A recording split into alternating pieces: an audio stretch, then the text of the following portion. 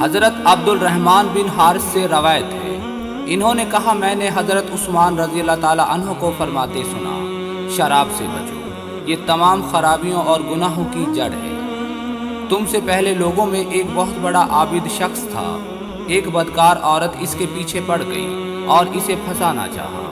اس نے اپنی لونڈی کو عابد کی طرف بھیجا اور کہا ہم آپ کو ایک گواہی کے سلسلے میں بلانا چاہتے ہیں۔ وہ عابد لونڈی کے ساتھ چل پڑا۔ جب وہ کسی دروازے میں داخل ہو جاتا تو وہ پیچھے سے بند کر دیتی اور تالا لگا دیتی، حتیٰ کہ وہ ایک خوبصورت عورت کے پاس پہنچ گیا جس کے پاس ایک لڑکا تھا اور ایک شراب کا مٹکا۔ وہ عورت کہنے لگی، اللہ کی قسم، میں نے آپ کو کسی گواہی کے لیے نہیں بلایا، بلکہ میں نے تو اس لیے بلایا کہ آپ مجھ سے بدکاری کریں، یا یہ شراب پی لیں یا پھر لڑکے کو قتل کر دیں۔ اس عابد نے سوچ کر کہا، مجھے اس شراب کا ایک گلاس پلا دے۔ اس نے شراب کا ایک گلاس پلا دیا۔ وہ نشے میں آ کر کہنے لگا، مجھے اور پلاؤ۔ وہ پیتا رہا، حتیٰ کہ اس نے عورت کے ساتھ بدکاری بھی کر لی اور اس لڑکے کو بھی مار دیا۔